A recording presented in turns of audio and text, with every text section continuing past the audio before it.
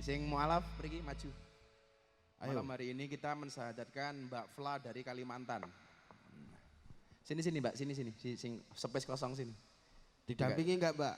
Ora usah. Geriseni malah. Menawa mau didampingi. Mic-nya mana mic-nya? Nih, Kasih nih, mic. nih. Duduk sini, Duk. Duduk. Nah, situ. Matane aku. Jenenge memperbaiki keturunan ya, Gus. Jadi gue mau 7 golongan, salah satu yang akan mendapatkan pelindungan sapa le? Rungokno ya. 2 orang saling mencintai, perempuannya orang kaya, cantik, punya jabatan. Tetapi ketika perempuannya minta ngajak nakal sama kamu, kamu mengatakan ini akhafullah. Sorry Mbak, aku wedi karo Gusti Allah. Oh. Lah kowe ya ora mungkin. Ora diajak mapan no rupamu. Malah nyoh. Codot. Jadi 2 orang yang saling mencintai ketika perempuannya mengajak berbuat maksiat, laki-lakinya mengatakan, sorry saya takut dengan Allah. Itu langsung surga. Lawakmu ya ora mungkin. Sorry obatku keri. Sorry obatku keri. Mbak Fla nama kompletnya siapa Nduk? Leni Andriwini. Fla? Leni Andriwini. Leni? Andriwini. Andrini. Agama sebelumnya apa? Francisca Leni Andriwini. Francisca Leni Leni Andrini. Agama sebelumnya apa? Katolik. Katolik. Asalnya dari Kalimantan ya. Ya. Kenapa hari ini tertarik untuk masuk Islam? Kenapa Nduk? Orang hidayah malah guyu goblok itu. Jadi nyuwun sewu, hidayah itu adalah satu hal pemberian terbesar dari Allah, given. Karena kita nggak bisa minta. Kita hanya bisa minta tapi nggak bisa memastikan hidayah itu datang. Sampai ketika Rasulullah menangis pamannya tidak mendapatkan hidayah. Nabi Muhammad sedih. Apa dikatakan Allah kepada malaikat Nabi Muhammad? Innaka lang tahdi man ahbabta walakinallah yahdi mayyasa. Sesungguhnya engkau Muhammad tidak bisa memberikan hidayah kepada orang yang kau cintai. Kenapa? Karena hidayah itu urusannya Allah. Makanya kalau hari ini Mbak Fla menangis gara-gara hidayah, itu memang luar biasa. Karena memang hidayah itu semata-mata pemberian dari Allah. Malah nyuwun sewu, hidayah itu bukan hal yang main-main macam-macam. Sampai kalau cerita kayak Mbak Fla minum dulu, yang tenang dulu. Saya ditanya sama ibu pendeta yang tadinya mau masuk Islam malam hari ini tapi nggak dapat tiket pesawat. Beliau ngomong sama saya begini, Gus Miftah, kalau Gus Miftah bisa menjawab pertanyaan saya akan syahadat. Ibu tanya apa? Waktu itu beliau mengatakan begini sama saya, Gus, dari mana Anda yakin yang dipotong oleh Nabi Ibrahim itu Ismail? Kenapa bukan Ishak? Padahal dalam tafsir nggak ada, dalam Quran tidak ada. Dari mana Gus Miftah yakin itu Ismail bukan Ishak? Saya sudah tanya kepada beberapa kiai, ini disunduk, ini di situ.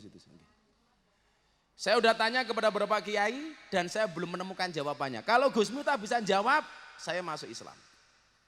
Akhirnya saya jawab, jawabannya seperti apa? Besok kalau orangnya jadi datang. Saya sampaikan, artinya apa? Itulah hidayah. Dan ibu pendetanya itu pertama kali mimpi soal Islam, mimpi nopo? Beliau mimpi, dikasih dalam mimpi itu surat Al-Fil. Alam taro kaifafa bi ashabil fil. Coba, beliau nggak pernah baca Quran, orang ngerti alif ba ta. Begitu bangun dari tidurnya, beliau hafal dengan surat Al-Fil.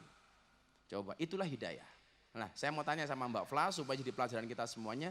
Pertama kali tertarik pengen belajar Islam, kenapa Nduk? Karena waktu itu saya sempat bermimpi, Mbak. Mimpi juga, mimpinya apa? Mimpinya saya kan Katolik. Hmm. Terus malam itu saya doa Katolik. Setelah itu di mimpi saya ingin sholat. Saya pakai mukena.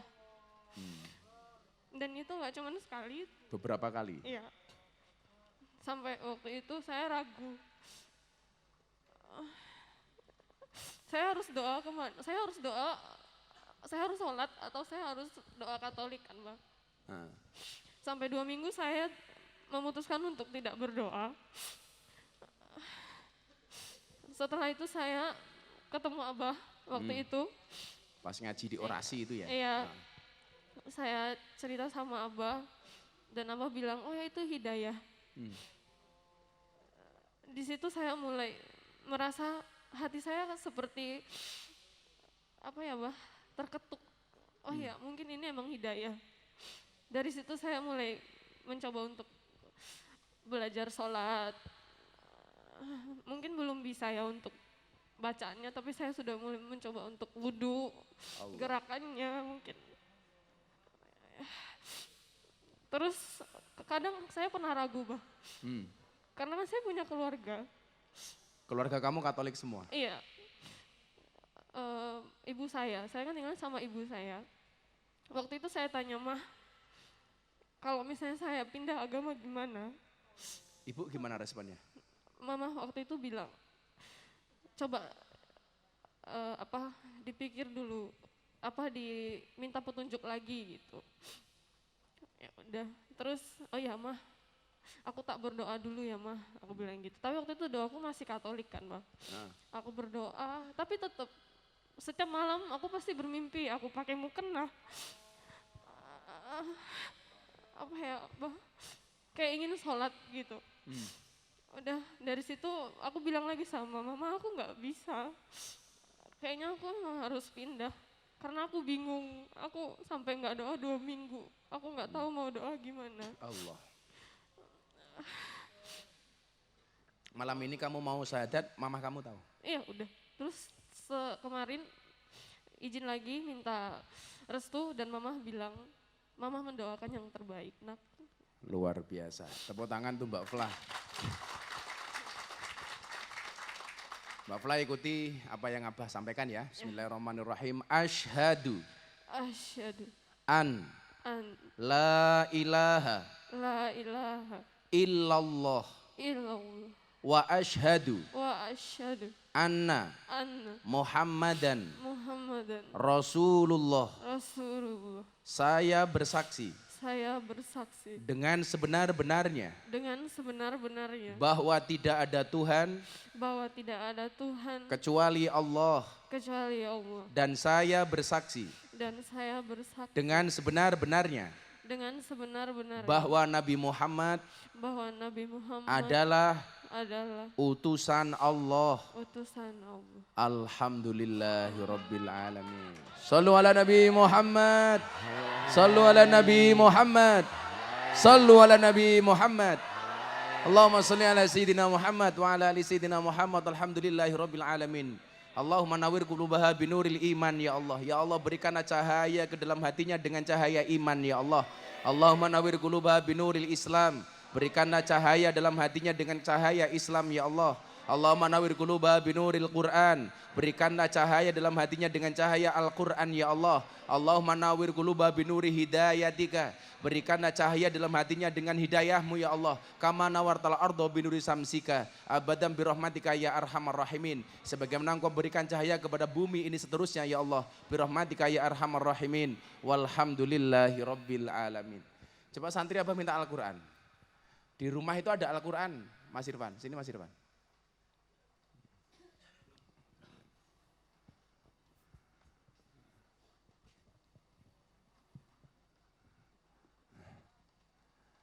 Mbak Flah, ini Quran terjemah, nanti dibaca ya. Atur nuwun. Kemudian istiqomah, ya. Amin, amin, amin. Alhamdulillahirabbil alamin. Jadi Mbak Flah ini dulu ketemu sama Abah pengajian orasi. Obrolan realita dan masalah hati. Nah, besok insya Allah tanggal 12 September ada pengajian orasi di kafe mana Nis? Kalau jadi di mana? Di Silol. Silol itu Kota Baru. Besok ada pengajian orasi, obrolan realita dan masalah hati. Termasuk dulu beliau dapat hidayah, itu salah satunya dari situ. Kebetulan besok akan kita gelar, salah satunya di Jogja. Karena satunya lagi besok di Tangerang. Bulan ini Abah 2 kali. Terima kasih Mbak Flah, nanti ada apa-apa tanya sama teman-teman di pondok ya Dok ya. Suratnya, surat pindah agamanya nanti kita buatkan ya Dok. Alhamdulillahirabbil alamin. Matur nuwun Dok. Nah begitulah kira-kira. Ini luar biasa, kita tuh setiap akad pahing delalah ada yang mu'alaf. Alhamdulillah. Sugeng, kapan kamu dikafirkan? Insya Allah saya sudah kafir. Udah kafir ya. Sudah kafir seumur hidup.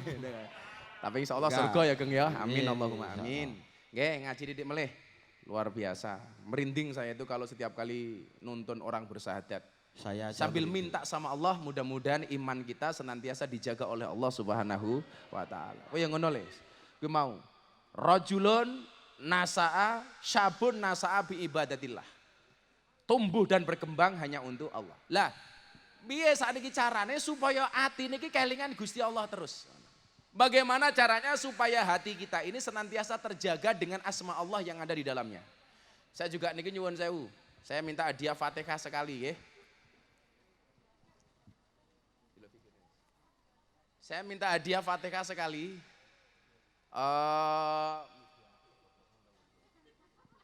Saya minta hadiah Fatihah sekali untuk keluarga Anang dan Asanti yang kemarin sakit. Alhamdulillah saat niki sudah negatif corona. Saya minta hadiah Fatihah untuk keluarga Mas Anang dan Asanti. Semoga senantiasa dijaga kesehatannya oleh Allah. Amin. Yang kedua, Fatihah untuk Atta Halilintar dan Aurel Hirmansyah yang akan menikah. Mudah-mudahan Allah lancarkan semuanya. Atas hajat ini ya Allah untuk Anang, Asanti dan keluarga dan hajat pernikahan Atta Halilintar dan Aurel Hirmansyah. Al-Fatihah. Bismillahirrahmanirrahim. Shiratal ladzina an'amta 'alaihim ghairil maghdubi 'alaihim waladdallin. Nggih, matur nuwun. Atau ada yang mau dinikahkan di sini? Itu jomblo-jomblo itu, rupa-rupa payu kuwi ya. Mana yang mau dinikahkan? Ini ana rondo siji niki lumayan. Ampun Kok Bunda enggak kelihatan ya? Bunda, sini sayang. Mesake rondo digarapi ya ampun. Wis ra duwe bojo mesake. Bunda, Bunda, tadi Bunda mau ke sini kayaknya. Bunda, I miss you so much. Waduh. yes I am coming. Bun, Wah, Bunda kok lanang? Hei, Bunda. sini sayang. Ayo sini. Ini Bunda ini seksi konsumsi selama-lamanya. Wow. Sini Bunda. Kayak foto model rek. Sini sayang, sebelah sini. Jawar codot-codot iki bahaya. Sini sebelah kiri. Sini. Tausiah selanjutnya akan disampaikan oleh Bunda.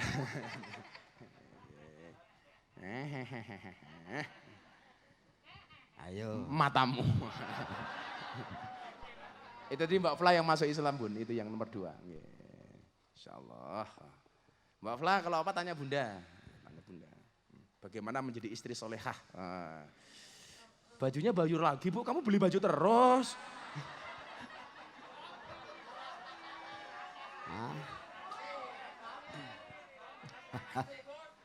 Alhamdulillah Bunda itu nggak pernah belanja di mall, nggak pernah belanja di shopping macam-macam. Ya karena cukup dari rumah, online. Oh, sama aja, sombong amat. Bajunya bagus banget Bu, mahal ya? Jangan mahal-mahal dong Bu, kan nggak ada jadwal ngaji Bu.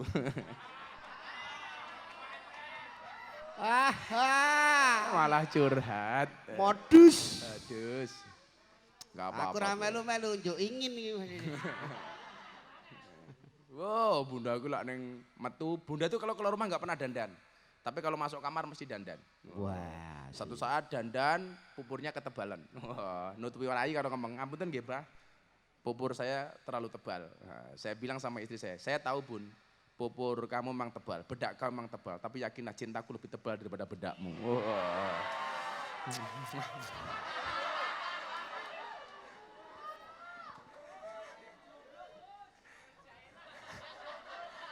Langsung tol jaina ya ta? Tol jaina ora nudel ora penak. Nudel krasa penak sing didudel ndanga-ndanga. Ngopo ndangak-ndangak mergo ketiban cagak. Beda karo bojo kula nggih. Lah bojomu piye? Nang omah iki dasteran bathike wis luntur. Masya Allah, kuwi kudu golek bojone to nek ngono. Matamu kok bojone. Wingi mulai pupuran nggih kok kandelen wah bol ngarep main pantomim. Wajan bojo kula nyenengke tenan. Niki amalan sing biasa Gus minta waca, diwaca bareng-bareng kok. Hasbunallah wa ni'mal wakil, ni'mal maula wa ni'man nasir. Hasbunallah wa ni'mal wakil, ni'mal maula wa ni'man nasir. Hasbunallah ni'mal maula wa ni'man nasir. Hasbunallah wa ni'mal wakil, ni'mal maula wa ni'man nasir. Hasbunallah wa ni'mal wakil, ni'mal maula wa ni'man nasir. Hasbunallah wa ni'mal wakil, ni'mal maula wa ni'man nasir. Wala haula wala quwata illa billahil aliyil azim. Niku lah ada sinkronisasi antara akal, hati dan mulut niku nyuwun sewu. Maca ngoten niku nikmat banget. Maka kita itu sering kadang-kadang mulutnya berzikir, maca tasbih, tahmid, tahlil, tetapi belas enggak berdampak di dalam hati. Kita la ilaha illallah tapi ampiang banget. Enggak merasakan nikmatnya belas. Bengok-bengok la ilaha illallah belas enggak kroso di dalam hati. Enggak ada kekhusyuan, enggak ada kekhuduan. Kenapa? Karena enggak mampu menghadirkan Allah. Lah, biasanya ngoten niku atine kotor. Mila atine kotor bakal tenang. Kenapa kemudian Allah tidak mau masuk ke dalam hati kita? Karena salah satunya hati ini terlalu sombong. Mila nyuwun sewu, wong niku lak sombong, padha karo banyu digrujuke teng dhuwur gunung tetep banyune ilang. Enggak mungkin kemudian dia bertahan. Kenapa? Karena terlalu sombong. Lah mila lan jenengan pengen atine dimasuki Allah di dalam hatinya supaya menjadi qalbun mukmin baitullah, jangan pernah menjadi hati yang sombong, semeleh, menerima apa adanya, sing lande-lande mawon. Mila lek awakmu dinyek wong, didak-idak wong santai wae.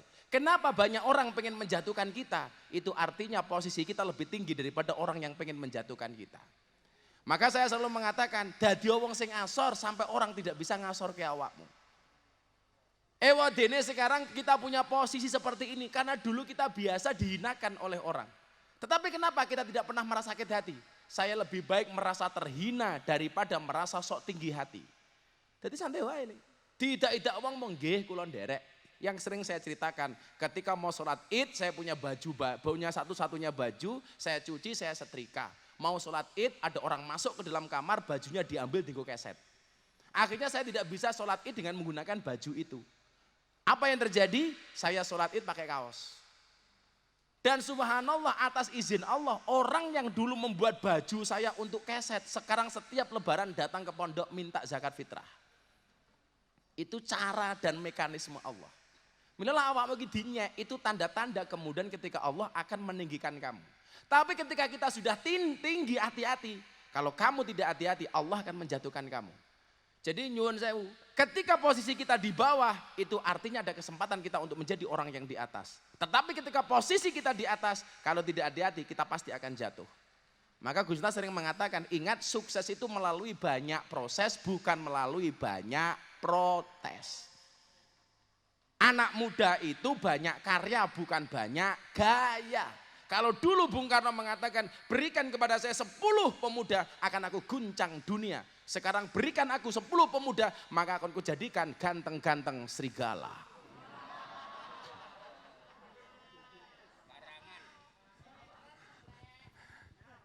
Anyar.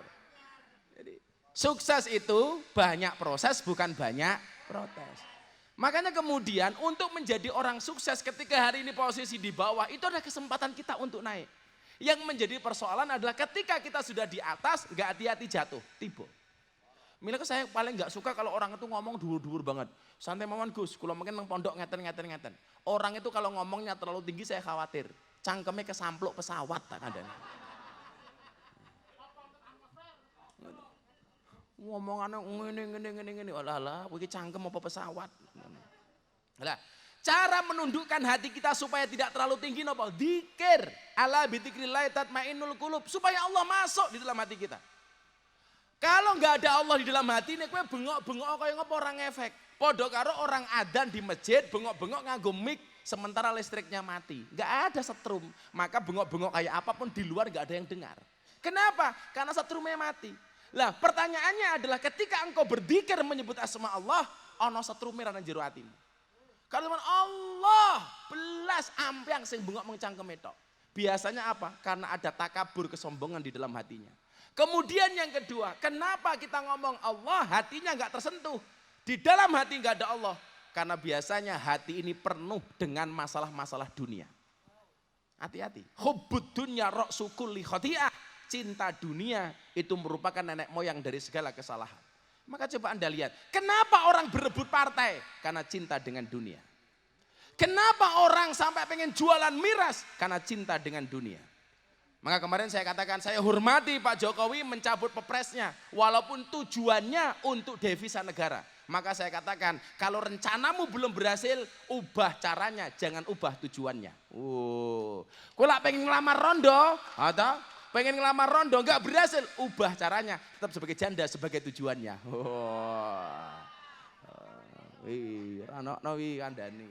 Saat ini negara pengen menambah devisa, nggak harus jualan miras, jualan yang lain. Ubah cara, jangan rubah tujuannya. Lah, hati ini niki mergo terlalu cinta dengan dunia. Kenapa banyak suami istri bercerai? Yung masalah donya. Karena hatinya terlalu penuh dengan dunia. Maka nyuwun sewu, coro gampang. Kenapa ketika hati banyak isi dunia Allah nggak mau datang, nggak mau masuk? Tak kayak contoh. Tangan kiri kula nyekel mic. Tangan kiri saya pegang mic. Tangan kanan saya pegang botol mineral. Saya ketemu sama Bunda. Kalau saya dua-dua tangan ini ada isinya, yang satu air mineral, yang satu mic, saya mau salaman sama Bunda bisa apa enggak? Bisa enggak Bunda salaman sama saya? Enggak bisa. Bagaimana caranya supaya Bunda bisa salaman dengan saya? Harus saya letakkan. Barang saya letakkan. Hatimu enggak bakal disalami oleh Allah, hatimu enggak bakal kemasukan oleh Allah kalau di dalamnya ada harta dunia. Bagaimana supaya Allah bisa masuk? Gampang. Harta dunia kamu taruh di luar hatimu. Dekek kendisi, taruh dulu baru Allah kemudian masuk. Mic-nya taruh dulu baru kita bisa salaman. Air mineralnya taruh dulu baru kita mau bisa salaman dengan orang lain. Kalau hatimu pengen disalami sama Allah, taruh dunia di luar hatimu, jangan di dalam hatimu. Milo Gus Miftah sering ngomong, kamu boleh punya tapi nggak boleh cinta. Pon niku ngomong konsep ini, boleh punya nggak boleh cinta. Kamu boleh punya dengan rumah, jangan pernah taruh rumah di dalam hatimu. Kenapa? Kalau rumahmu rusak dan kebakaran, yang terbakar cukup rumahmu, hatimu gak ikut-ikutan terbakar. Kenapa kemudian ketika orang marah barangnya dicuri? Karena barangnya ditaruh di dalam hati. Maka ketika barangnya hilang, hatinya juga ikut-ikutan hilang. Kan ngaten, Gus Miftah sering mengatakan toh, cukup cintailah pasanganmu dengan menggunakan hati, jangan cintai pasanganmu dengan sepenuh jiwa. Kenapa? Karena kalau kamu putus dari pasanganmu cukup sakit hati, tidak sampai sakit jiwa.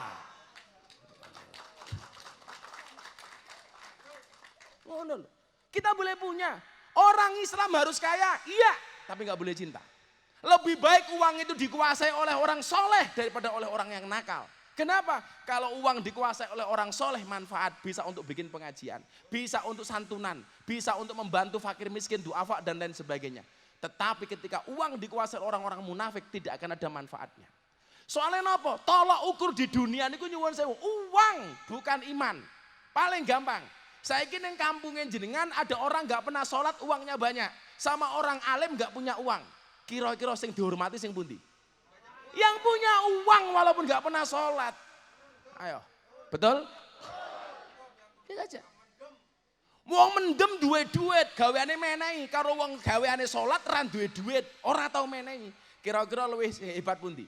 Wong mendem duwe duit. Maka uang itu harus dikuasai oleh orang soleh. Siapa bilang orang Islam nggak boleh kaya? Harus kaya, tapi jangan cinta dengan kaya.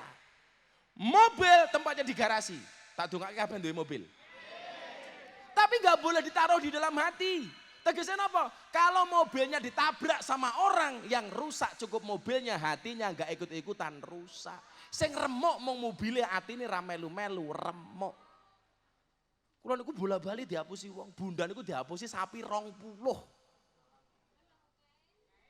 Sapi 20. Bunda wis wak. Tak rungokke ngomong apa kowe tak bilang. 20 sapi, kalau satu sapi itu 20 juta, berarti pinten? 400 juta. Sing ngapusi sinten? Jamaahe dhewe, mbiyen yo rutinan ahad paing teng mriki. Ben dina ya teko. Ben ana sapi didol, Bu nenten sapi murah dituku 20 juta. Bu ana sapi meteng, kembar 10 umpamane tuku. Sapi baru dipotong Sabtu pas sunatane Mas Adki, atau Idul Adha kula pesen sapi dinggo korban. Ternyata dari 21, satu pun nggak ada di kandang. Pun didol. Akhirnya orangnya minggat ke Tangerang. Hebatnya nopo? Begitu di sana anaknya sakit masih berani SMS bunda. Bunda kula utang duit anak kula loro. Niku ketok mbiyen mbokne ketika meteng bocah niki biasa mangan bung. Dadi raine rai gede. Ora main gedhek cor-coran.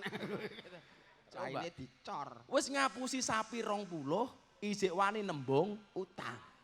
Padahal wong utang niku utange melas, bayare males.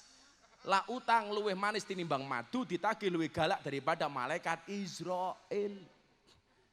Makanya jenengan delok, wong niku soal utang, dulur dadi musuh, cedak dadi adoh. Mila hubungan kula kalian jenengan niku ora usah utang piutang, tapi hubungan krana Allah, minimal saling mendoakan. Kowe ngono lek pengen rabi ora usah utang-utang. Rabi ki murah, sing larang gayane, gengsi. Kowe gayamu laut kan ku seberangi, gunung kan ku daki. Halah kau acedak ora gelem mara rupamu. Kau aketok canamu lho. Hatinya tergantung dengan masjid. Gayane lautku seberangi, langitku daki, masjid dilewati, matamu. Mila pesan kula niki, boleh kita kehilangan sesuatu karena Allah, tapi jangan sampai kehilangan Allah karena sesuatu.